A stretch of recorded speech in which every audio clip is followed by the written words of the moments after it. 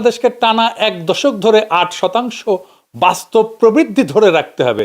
প্রবৃদ্ধি মানে হচ্ছে জিডিপির প্রবৃদ্ধি আর কি। হ্যাঁ, বুঝেছাও? আচ্ছা, জিডিপি কি আগে এই যে একটু জেনে নি। হ্যাঁ, আমরা তো একটু মূর্খ সুরকম মানুষ, এটা জেনে নিলে ভালো আর কি। এগুলো এডুকেশনের কথা, এগুলো মাথার ঢুকে না। তো জিডিপি মানে হচ্ছে একটা দেশ এক বছরে যত পণ্য এবং সেবা উৎপাদন করে, এটা হচ্ছে জিডিপি। সেটার বাজার মূল্য কত? বাজারে গেলে ফ্যামিলি কার্ড নিয়ে গেলে 100 টাকার বাজার 50 টাকা হয়ে যাবে। তো 50 টাকা আমাদের রয়ে গেল না? একটু পুঁজি তো থাকবে না? একটু একটু একটু একটু করে কোনোটার থেকে 20 টাকা, কোনোটার থেকে 50 টাকা, কোনোটার থেকে ধরেন 200 টাকার জিনিস 100 টাকা, একটু জমলো না? এটা আমাদের সুবিধা হইলো না? হ্যাঁ, তাইলে আমাদের কি করতে হবে? আগে এইটা নিয়ে চিন্তা করতে হবে। সবাই আমরা ধানের শীষে ভোট দিব, তাই না? দেখি যাও, ফ্যামিলি কার্ড মানে বাজারে গিয়ে বাজার সদাই করলে 50% ডিসকাউন্ট পাওয়া যাবে। মার্শাল্লাহ, আলহামদুলিল্লাহ। তারেক রহমান যদি এনা ফ্যামিলি কার্ডে বউ ঢুকে দিল নি, তাইলে কলে দুটা বউ পালে হনি। এখনই গান ধরেন চ্যাংড়া বেড়ারা, বিএমপি পায়ে পড়ি রে, ফ্যামিলি কার্ডে বউ ঢুকে দে। এই ডিসকাউন্ট করলে খুব ভালো জিনিস। বিএনপি ভালো জিনিসই ধরিছে। এটাও এটাও কিনেছি ডিসকাউন্টে। এই হুডি, আমার এই নতুন হুডি দিয়ে ভাবিছে সবাই নতুন হুডি পরে দাদা ফ্যাশন করিচ্ছে। তার উপরে এইটি আবার এডিডাসের লোগো আছে। উরে ভাব রে, দাদা কত বড় লোক না রে পাগলা। এখন প্রচুর ঠান্ডা, তো আমার আগের হুডি দিয়ে ঠান্ডা যায় না, তাই এটা কিনেছি। ইউরোপে সেল দেয়, মেলা কম দামে পাওয়া যায় জিনিসপত্র। আমি ঠাজি খেয়ে থাকি, সেল দিলে ঝ্যাপে পড়ি। বিএনপি যেমন ঝ্যাপে পড়ে আমার ফেসবুকের উপরে উঙ্কা, এটাও সেলে কিনেছি। সেলে কিনলে ঝামেলা হয়েছে যে সাইজ মতো পাওয়া যায় না, কোনটা হয় টাইট কোনটা হয় ঢিলা। এটা না ঢিলা হয়েছে, যে দেখি সব কাদের এটি ঝুলে পড়িছে, যে এই যে এটিও ঝুলে পড়িছে। আচ্ছা পড়ুক গা, কাজ চলিচ্ছে আলহামদুলিল্লাহ। যাই হোক, আজকের এপিসোডে আসি বিএনপির আর একটা প্ল্যান নিয়ে। শিক্ষিত মানুষের প্ল্যান, পুরাই এডুকেশন আর কি। এটা বিএনপির ওয়েবসাইটে আছে, এডিটর সাহেব দেখান ইংরেজিতে তো কইছে, তাহলে ঠিকই কইছে তাই না? কইছে যে 2034 সালের মধ্যে বাংলাদেশের অর্থনীতি $1 ট্রিলিয়ন অর্থনীতি হবি। মানে 1000 বিলিয়ন ডলারের হবি আর কি। ভালো কথা। হাসিনাও $1 ট্রিলিয়ন অর্থনীতি করবি করছিল 2041 সালে, দেখি চাও। তো হাসিনার চেয়েও এক ধাপ আগে যায় তারেক রহমান কাছে 2034-এ করবি। উরে বাবা রে, 7 বছর আগে নিছে আর কি। প্রচুর প্ল্যান টর্নেল করতে পারে, তো প্রচুর শিক্ষিত এডুকেশন লোক আছে ওদের দলের মধ্যে, সেই জন্য ওই 7 বছর আগে নিছে। আচ্ছা, এটা আমরা না রোস্টিং করবো, আগে দেখে নেই বাংলাদেশের ইকোনমির সাইজ কত ইঞ্চি আর কি, কত বিলিয়ন আর কি। এটা মোটামুটি এটি গেছে 520 বিলিয়ন, ধরে নি 520 বিলিয়ন। তো এটা যারা তৈরি করেছে তারাই প্রথম আলোত লিখিছে, কেন $1 ট্রিলিয়ন অর্থনীতি অবাস্তব না। মানে 15 আলো হয়েছে বিএনপির ফেউ। হ্যাঁ, বুঝেন তো, ফেউ বাঘের পিছে যেমন ফেউ থাকে, 15 আলো বিএনপির পিছে ফেউ। তারেক রহমানের চাকর বাকররা হুক্কা হুয়া করলে ক্যা হুয়া কায় হুয়া শুরু করে 15 আলো। হ্যাঁ, উঠি একই জিনিস কওয়া শুরু করে। আগে ইটি যা যা কইছে, তার আগে জয় বাংলা করি। বিএনপি যারা এটা লিখেছে তারাই করছে কি দেখেন, তারা করছে প্রকৃত অর্থে $1 ট্রিলিয়ন অর্থনীতি হইতে হইলে আজকের দামে সেই আকারে পৌঁছাইতে হবে। এজন্য বাংলাদেশকে টানা এক দশক ধরে 8% বাস্তব প্রবৃদ্ধি ধরে রাখতে হবে। প্রবৃদ্ধি মানে হচ্ছে জিডিপির প্রবৃদ্ধি আর কি। হ্যাঁ, বুঝেছাও? আচ্ছা, জিডিপি কি আগে এই যে একটু জেনে নি। হ্যাঁ, আমরা তো একটু মূর্খ সুরকম মানুষ, এটা জেনে নিলে ভালো আর কি। এগুলো এডুকেশনের কথা, এগুলো মাথার ঢুকে না। তো জিডিপি মানে হইতেছে একটা দেশ এক বছরে যত পণ্য এবং সেবা উৎপাদন করে, এটা হইতেছে জিডিপি। সেটার বাজার মূল্য কত, সেটাই জিডিপি। আরো সহজ করে কইলে, দেশটা বছরে মোট কত টাকার কাজ করলো, সেটাই জিডিপি। ধরেন এক বছরে দেশে চাল, কাপড়, ডাইল, ওষুধ, বাস ভাড়া, ডাক্তারি সেবা, মোবাইলের সেবা সব কিছু মিলে যত টাকা লেনদেন হইল আর কি, লেনা এবং দেনা দুটাই সব যোগ করলে যে সংখ্যা আসে সেটাই জিডিপি। বুঝেছাও? তো জিডিপি বড় মানে কলে মানুষ ভালো আছে তা না, এটা সবসময় ঠিক না।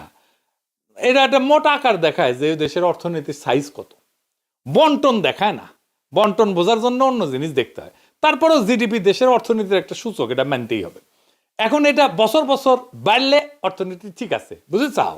আবার দেখেন ওরাই করছে, ওই প্রথম আলোতে করছে, ইতিহাস বলছে এটি অত্যন্ত কঠিন কাজ, বর্তমানে প্রবৃদ্ধি 4% নিচে নেমে আসায় এ লক্ষ্য আরো দূরে সরে যাচ্ছে। ওরাই লিখেছে এটা, আবার ওরাই করছে এটা অত্যন্ত কঠিন কাজ। এই $1 ট্রিলিয়ন কথা এরাই কইছে, যাই লিখেছে প্রথম আলোত ওরাই কইছে, ওরাই বিএনপি যায় কইছে ক ক ক ক ক।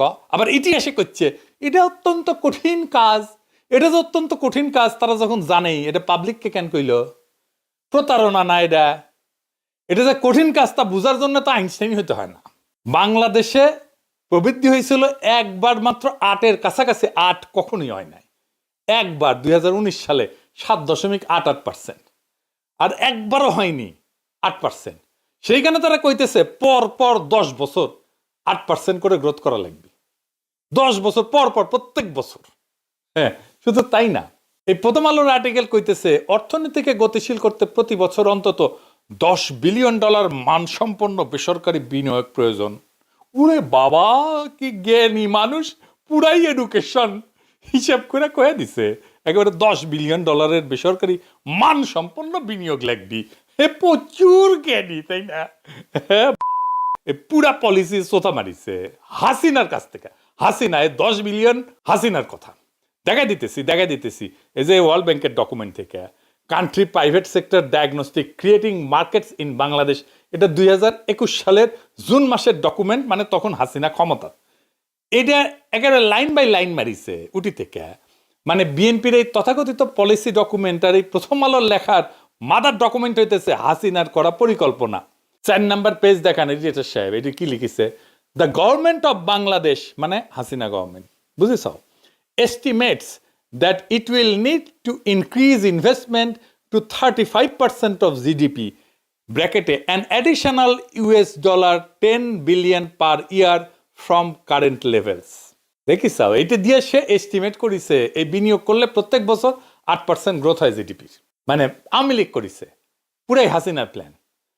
বিএনপি সেটা নিচ্ছে, নিয়ে দেখাচ্ছে এটা আমার প্ল্যান। বিএনপি আওয়ামী লীগের সবই দিচ্ছে, আওয়ামী লীগের ভোট নিবি, আওয়ামী লীগের জয় বাংলা নিবি, আওয়ামী লীগের মুক্তিযুদ্ধের চেতনা নিবি, তা প্ল্যান নিলে অসুবিধা কি? কিন্তু আবার কয় আই হ্যাভ এ প্ল্যান, মানে এটা ওর প্ল্যান। কিন্তু প্ল্যানটা যে হাসিনার সেটা কলে কয় না। সব একই রকম, ফ্যামিলি কার্ডও তো হাসিনার প্ল্যান। আমরা সব দেখে দিব, সবগুলো হাসিনার প্ল্যান। এইবার আসেন বিএনপির এই প্ল্যানে, এই যে প্ল্যান দিছে ওয়েবসাইটে, সেটা আসি।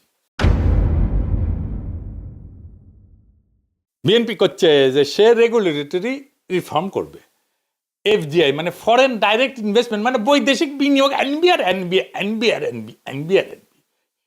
দেখি চাও, এটি যে BNP has proposed 11 regulatory reforms to make foreign direct investment FDI more appealing to the global community, মানে বাংলাদেশকে আকর্ষণীয় করে তোলা হবে বিদেশি বিনিয়োগকারীদের কাছে। কিছু কিছু বিশেষ পাড়া আছে না, মানে মাইয়ারা খদ্দের জন্য সাইজা গুইজা ছোট লিপস্টিক টিপস্টিক লাগায় দেড়া থেকে না, ইনকা আর কি রাষ্ট্রকে সাজাবি, সোনো পাউডার দিয়ে মাখিবি যেন বিনিয়োগকারী আসে। আরে বেকুব, বিদেশি বিনিয়োগ মানে উন্নয়ন না, বিদেশি বিনিয়োগ মানে কর্মসংস্থান না।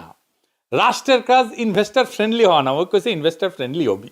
রাষ্ট্রের কাজ সিটিজেন ফ্রেন্ডলি হওয়া, নাগরিক ফ্রেন্ডলি হওয়া, নাগরিক বান্ধব হওয়া। নাইজেরিয়া বিপুল এফডিআই আসিছে, প্রচুর এফডিআই আছে, মানুষের ভাগ্যে পরিবর্তন হয় না। মোজাম্বিকে আফ্রিকার মধ্যে এফডিআই জিডিপি রেশিও সর্বোচ্চ, মানে সবচেয়ে বেশি উঠি ফরেন ডাইরেক্ট ইনভেস্টমেন্ট আসছে আফ্রিকার দেশগুলোর মধ্যে, দারিদ্র যায়নি। বিএনপি বাংলাদেশের উন্নয়নের জন্য ম্যাজিক বুলেট বানিয়েছে বিদেশি বিনিয়োগ। এফডিআই বাড়লে গ্রোথ নাও আসতে পারে, ইকোনমিক্স অত সোজা না, এটা আই হ্যাভ এ প্ল্যান না। বিএনপি বৈদেশিক বিনিয়োগকে অর্থনৈতিক সমস্যার সমাধান হিসেবে দেখিচ্ছে। বাস্তবে বৈদেশিক বিনিয়োগ হইলে শক্তিশালী অর্থনীতির উপসর্গ। বৈদেশিক বিনিয়োগ বাড়ানো কোনো নীতি না, এটা নীতির ফলাফল। ইকোনমি ভালো থাকলে বৈদেশিক বিনিয়োগ আসে। এরা বিন্দু মাত্র হোমওয়ার্ক করে না, চমকপ্রদ কথাবার্তা বলবে, কিন্তু এদের নিজেদের তৈরি পলিসি ডকুমেন্ট নিয়ে বসে দেখবেন যে আদৌ তারা সমস্যাটা ধরতেই পারেনি। আর বৈদেশিক বিনিয়োগ করতে চাইলে আমরা করতে দেব যে কোনো সেক্টরে, না দেব না তো। এখন আমার ক্ষুদ্র ভ্রাতার ভগ্নীরা কইতে পারে একবার কোন বৈদেশিক বিনিয়োগ নিবেন, আবার বলেন করতে দিবেন না, সেটা কেন?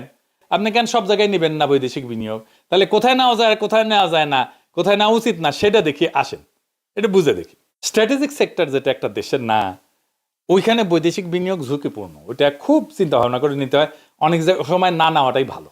যেমন ধরেন কোনো দেশ যদি কৃষিতে বিনিয়োগ করতে চায়, বীজে বিনিয়োগ করতে চায়, সারে বিনিয়োগ করতে চায়, এটা দেওয়া উচিত না। কারণ এইটা খাদ্যের মার্কেটের নিয়ন্ত্রণ নিয়ে নেয় তারা। এটা করলে জ্বালানিতে নেওয়া উচিত না, জমি বা ভূমি বা রিয়েল এস্টেটে বিদেশি বিনিয়োগ নেওয়া উচিত না, কারণ এটা সার্বভৌমত্বের প্রশ্ন। আপনার টেরিটরির মধ্যে, আপনার দেশের মধ্যে একটা ফরেন টেরিটরি ঢুকে যাবে, বিদেশি একটা টেরিটরি ঢুকে যাবে। শিক্ষায় বিনিয়োগ করতে দেওয়া উচিত না। আপনার যে প্রজন্ম তার মন মানসিকতা চেঞ্জ করে দেবে সিলেবাস দিয়ে, শিক্ষা দিয়া। যাই হোক, এই আলাপে আর না ঢুকি, কিন্তু শেষ কথা হইতেছে এই বিনিয়োগ দিয়া বিদেশি রাষ্ট্র আমাদের কোনোভাবে কন্ট্রোল করতেছে কিনা এটা বিবেচ্য। বৈদেশিক বিনিয়োগ নেওয়ার ক্ষেত্রে বৈদেশিক বিনিয়োগ দেখলেই আনন্দে নৃত্য করা যাবে না। প্রশ্নটা হইতেছে বৈদেশিক বিনিয়োগ আসবে কিনা এইটা না, প্রশ্ন হইতেছে এই বৈদেশিক বিনিয়োগ কি রাষ্ট্রের নিয়ন্ত্রণ বাড়ায় না কমায়। ওইটা দেখলে আমরা সিদ্ধান্ত নিতে পারবো এই বৈদেশিক বিনিয়োগ আমরা নিব নাকি নিব না। যাই হোক, বাংলাদেশের অর্থনৈতিক গভীর সমস্যাটা কি আসলে, এটা কি বিএনপি বুঝে? এটা সহজে বুঝে দেখি, এত ইংরেজিতে কথা কইতে হবে না, এটা খুব সহজ বিষয়। আমি আগে একটা আগামী সরকারের ইকোনমিক পলিসি কি হবে তার একটা নিয়ে ভিডিও করেছিলাম, এই যে এটা না দেখে দেখলে দেখে নিয়েন। আজকে আর একটা অন্য দৃষ্টিকোণ থেকে আর একটা অ্যাঙ্গেলে আলাপ করবো। বাংলাদেশে কিন্তু বিনিয়োগ সমস্যা না, আসলে এটা বড় সমস্যা না। বাংলাদেশের সমস্যা হইতেছে বিনিয়োগে প্রত্যাশিত ফল আসে না। বাংলাদেশ গরিব কারণ আমাদের টাকা কম তা না, গরিব কারণ 1 টাকায় আধা টাকার কাজ হয়। ধরেন আপনার সিঙ্গারা বানানোর একটা দোকান আছে, আপনি 100 টাকার মাল সামাল কিনলে 250 টাকার সিঙ্গারা বানায় বেচতে পারেন। এখন আপনি আরো 100 টাকা ইনভেস্ট করলেন, আপনি দেখলেন যে এখন 150 টাকার সিঙ্গারা বানাইতেছেন, আগে 250 টাকার সিঙ্গারা বানাইতেন। তাহলে ইনভেস্টমেন্টে লাভ হইলো না ক্ষতি হইলো? হইলো না তো। বাংলাদেশের বিনিয়োগে একই অবস্থা। অন্যান্য দেশে বিনিয়োগ করলে যেই রিটার্ন আসে বাংলাদেশে তা আসে না। মানে আপনি চুলকান কিন্তু আরাম পান না। অন্যের গাড়ি 1 লিটার তেলে 15 কিলোমিটার যায় আর আপনার গাড়ি যায় 7 কিলোমিটার। তাহলে বাংলাদেশে কেন ইনভেস্ট করবে কেউ? কার ঠেকা পড়িছে? এইটারে একাডেমিক ভাষায় বলে ICOR, আয়কর। এটা মানে কি? এটা মানে হইতেছে ইনক্রিমেন্টাল ক্যাপিটাল আউটপুট রেশিও। সহজ ভাষায় এটা একটু বুঝে দেখি। মানে ধরেন অতিরিক্ত 1 ইউনিট অর্থনৈতিক আউটপুট তৈরি করতে অতিরিক্ত কত ইউনিট বিনিয়োগ করা দরকার, এইটারে ইনভেস্টমেন্ট এফিসিয়েন্সি বলা হয়। বাংলাদেশের ইনভেস্টমেন্ট এফিসিয়েন্সি বা আয়কর এটা কত জানেন? আয়কর না কলে জানেন 4.27। মানে হইল বাংলাদেশে অতিরিক্ত 1 ইউনিট বা 1% অর্থনৈতিক প্রবৃদ্ধি করতে প্রায় 4.27 ইউনিট বা 4.27% জিডিপি বিনিয়োগ করতে হয়। একটা বাস্তব উদাহরণ দিই, শতাংশ দিয়ে ধরি। ধরেন আমাদের আসলে জিডিপির 30% হচ্ছে বিনিয়োগ। জিডিপি যা সাইজ মানে ওই যে 520 বিলিয়ন, তার 30% হইতেছে বিনিয়োগ। আর আমাদের প্রবৃদ্ধি হচ্ছে 7%, এটা ধরে নেন আর কি। তাইলে 7% গ্রোস পাইতে 30% বিনিয়োগের দরকার পড়ছে, তাই না? টাকায় বুঝি, ধরেন 500 বিলিয়ন আমাদের জিডিপি, তাহলে 1% জিডিপি মানে হইতেছে 5 বিলিয়ন, তাই না? ঠিক আছে না? তাইলে 4.27% জিডিপি হইতেছে 21.35 বিলিয়ন, অর্থাৎ 5 বিলিয়ন জিডিপি বাড়াইতে 21 বিলিয়ন নতুন বিনিয়োগ লাগিচ্ছে আমাদের। বুঝেছেন তো হিসাবটা? তার মানে আপনার বিনিয়োগের টাকা ফিরে আসতে 5 বছর সময় লাগবে। টাকা শুধু ফিরে আসতে, লাভের কথা বাদ দেন। এইবার আমাদের এই অঞ্চলের দেশগুলা দেখি। বাংলাদেশ তো দেখলেন যে 4.27, তার মানে 10 বিলিয়ন বিনিয়োগে জিডিপি বৃদ্ধি হয় 2.4 বিলিয়ন। ইন্দোনেশিয়ার এর আয়করটা হচ্ছে ICORটা হচ্ছে 3.5। এখানে 10 বিলিয়ন যদি বিনিয়োগ করেন তাহলে জিডিপি বৃদ্ধি হবে 2.9 বিলিয়ন। মালয়েশিয়া এটার আয়কর হচ্ছে 3, এখানে 10 বিলিয়ন যদি কেউ বিনিয়োগ করে তাহলে জিডিপি বৃদ্ধি হবে 3.3 বিলিয়ন। ভিয়েতনামে আয়কর হচ্ছে 3, এখানেও 10 বিলিয়ন কেউ বিয়োগ করলে জিডিপি বৃদ্ধি হবে 3.3 বিলিয়ন। সিঙ্গাপুর আয়কর হচ্ছে 2.5, এটা যত কমবে আয়কর তত এটা এফিশিয়েন্ট। এখানে 10 বিলিয়ন বিনিয়োগ করলে জিডিপি বৃদ্ধি হবে 4 বিলিয়ন। এই সংখ্যাগুলোর অর্থ কি? একই 10 বিলিয়ন টাকায় সিঙ্গাপুরে বাংলাদেশের চেয়ে প্রায় 70% বেশি জিডিপি তৈরি করতে পারবে, প্রোডাক্ট তৈরি করতে পারবে, সার্ভিস তৈরি করতে পারবে। মালয়েশিয়া, ভিয়েতনাম 40%-এর বেশি জিডিপি তৈরি করতে পারবে। তাই সমস্যার টাকা কম না, সমস্যার টাকায় কাজ কম হয়। এই আয়করটা কোনো অর্থনৈতিক সমস্যা না, এটা রাষ্ট্রের আয়করটা রাষ্ট্রের সক্ষমতার একটা রিপোর্ট কার্ড। এই জন্যই এফডিআই আসে না বাংলাদেশে। আপনি বিনিয়োগকারী হইলে সিঙ্গাপুরে বিনিয়োগ করতেন, তাই না? তাই করতেন না? তাহলে বিনিয়োগ কোনটি করা লাগবে, করা যায়, এটা বুঝতে পারছি আমার ক্ষুদ্র ভ্রাতার ভগিনীরা। দেখি যাও হাসি বেড়েছে। বাংলাদেশে এফডিআই কম আসে কারণ এখানে বিনিয়োগের মাইলেজ খারাপ। এফডিআই কোনো আইন খুঁজে না, আউটপুট খুঁজে। যতদিন আয়কর না কমানো যাবে ততদিন এফডিআই বাড়ানোর কথাটা স্লোগানই থাকবে। আয়কর কমান, জিডিপি বাড়বে, এফডিআই আসবে। তার মানে আয়কর কমতে হবে, তাইলে জিডিপি এবং বিদেশি বিনিয়োগ আসবে। এখন ক্ষুদ্র ভ্রাতার ভগ্নীরা কইবে, দাদা এবার কইয়া দেন কি করলে আয়কর কমবে আর ফরেন ইনভেস্টমেন্ট আসবে। এইগুলো ইকোনমিস্টরা জানে। এটা জটিল বিষয় আর গেলাম না। বিএনপির ইকোনমিস্টদেরও জানার কথা, কিন্তু কেন এমন প্ল্যান করেছে আমার মাথাতে আসে না। বিএনপি সহ বাঙ্গু সুশীলদের কিছু মুশকিল আছে, এটা আমাদের স্বীকার করতে হবে। ওদের আগে ভাব অনেক ভাব, নিজে বিশাল কিছু সেটা কওয়া লাগে, দেখানো লাগে। অন্য কিছু বুঝে না সেটাও কওয়া লাগে। নিজে যে একটা ভালচুন, এটা যেন ফসাদ করে বের হয়ে না যায়, সেই জন্য দলবাজি করা লাগে। এই করতে করতে দম ফুরে যায় ওদের, বুঝেছাও? এই জন্যে $1 ট্রিলিয়ন ইকোনমি বললেও ও জীবনে করতে পারবে না। লিখে রাখতে পারেন, কান কেটে কুত্তায় খেলাবে। ওই যদি 2034-এর মধ্যে $1 ট্রিলিয়ন ইকোনমি করতে পারে, বিএনপি পারবে না, অন্য কেউ পারতে পারে। এই জন্য এফডিআই কে ডাক দিলেও আসে না। খোকন ডাক পারি, ওইরকম এফডিআই ডাক পারি। এফডিআই গেছে কার বাড়ি? আয় রে এফডিআই ঘরে আয়, দুধ মাখা ভাত কাকে খায়? ওই কাকে খেয়ে যায়, ও এফডিআই আর আসবি না। এই জন্যই বিনিয়োগ ঢাললেও মানুষের জীবনে কিছু বদলায় না। আপনি 1 টাকায় আধা টাকার কাজ করেন, তাহলে 10 টাকা আনলেও আপনি গরিবই থাকবেন। এটা কোনো বিদেশি ষড়যন্ত্র না, এটা অঙ্ক।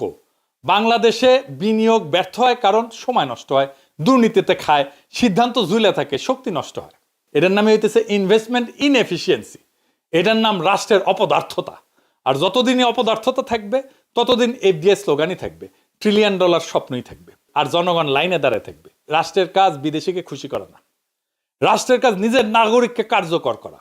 আগে ওরা 1 টাকার কাজ 2 টাকায় করতে শিখুক, কেমনে 1 টাকা দিয়ে 2 টাকার কাজ আদায় করতে হয় সেটা আগে শিখুক, তারপরে 10 টাকা আসবে, নিজের পায়ে হেঁটে হেঁটে আসবে, দেখতে হবে না।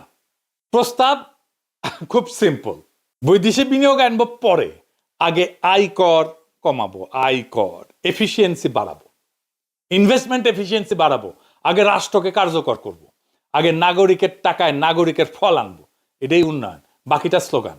বাংলাদেশে আর একটা ডলার আনার আগে আমরা $1 কাজ $2 করব। এটাই আসল সংস্কার। আগামীর জনগণের সরকার এই পথে হাঁটবে ইনশাল্লাহ। এখন আমাদের কাজ ভোট দিয়া সেই নেতা নির্বাচন করা, যারা এই জরুরি সংস্কার কাজটা করবে আর বুঝে অর্থনীতি যারা বুঝে, ইকোনমিক্স যারা বুঝে, যারা জনগণ বুঝে, যারা দেশের স্বার্থ বুঝে। ভালসুন না, আপনি সঠিক নেতা নির্বাচন করেন, বাকি কাজ চালায়া হয়ে যাবে। আজাদি জিন্দাবাদ, ইনকিলাব জিন্দাবাদ। ফ্যামিলি কার্ডের বিরুদ্ধে, মানে বিএনপি যে ফ্যামিলি কার্ডের কথা বলছে তার বিরুদ্ধে তীব্র ক্ষোভ দেখিয়েছেন জামায়াত আমির। এই ক্ষোভ দেখানোর মাধ্যমে তিনি তার অজান্তেই 2টো বার্তা দিয়ে দিয়েছেন যেগুলো তার বিরুদ্ধে যাবেই। উনি কি বলেছেন আমি আমার এই ভিডিও শেষে দিয়ে রাখবো, আপনারা দেখবেন আশা করি। তিনি বলেছেন, আমি একটু মুখেই বলি, সেটা হচ্ছে তিনি বলছেন এক হাতে ফ্যামিলি কার্ড দিচ্ছেন, আরেক হাতে মায়েদের গায়ে হাত, মা শব্দটা ব্যবহার করছেন মানুষের আবেগে সুরসুরি দেওয়ার জন্য, আমরা বুঝতে পারছি। তারপর তিনি বলছেন রাখ তোদের ফ্যামিলি কার্ড। উনি তৈতকারি করছেন ইদানিং, প্রচুর তৈতকারি করছেন। ওনার এতদিন আমরা তাকে যেভাবে চিনতাম, তার মানে সেটা একটা মুখোশ ছিল। আসল ডাক্তার শফিক আসলে এখন বেরিয়ে আসছে। রাখ তোদের ফ্যামিলি কার্ড। ক্ষুব্ধতা আসলে কী বার্তা দেয়? জামাত নারীদের উপরে হামলা হচ্ছে, কোনো জায়গায় এই ধরনের হয়তো কিছু সত্যতাও আছে। আমরা জানতে চাই জামাত কি মামলা করেছে, জামাত সরকারের বিরুদ্ধে কি বলছে। সরকারের তো এগুলোর বিরুদ্ধে ব্যবস্থা নেওয়ার কথা ছিল। আমরা প্রায় দেখেছি জামাত এবং এনসিপির পক্ষ থেকে কোথাও কোনো অনিয়ম হলে বিএনপিকে দায় দাও, অথচ যেগুলো ঠেকানোর দায়িত্ব সরকারের, যে সরকারকে আমরা টাকা পয়সা দিয়ে পুষি, তার বিরুদ্ধে কোনো কথা নেই। ডক্টর শফিকের তো উচিত ছিল ডক্টর ইউনূসের বিরুদ্ধে খানিকটা রাগ হওয়া, বিষদগার না হলেও তাদের তো তলে তলে খাতির আছে, কিছুটা অন্তত লোক দেখানোর জন্য হলেও করার কথা ছিল। এগুলো ঠেকাচ্ছে না কেন যদি হয়ে থাকে? আর যা হয়েছে একটা দুটোকে সারা দেশব্যাপী হয়েছে, এভাবে প্রেজেন্ট করার চেষ্টা করছেন তারা।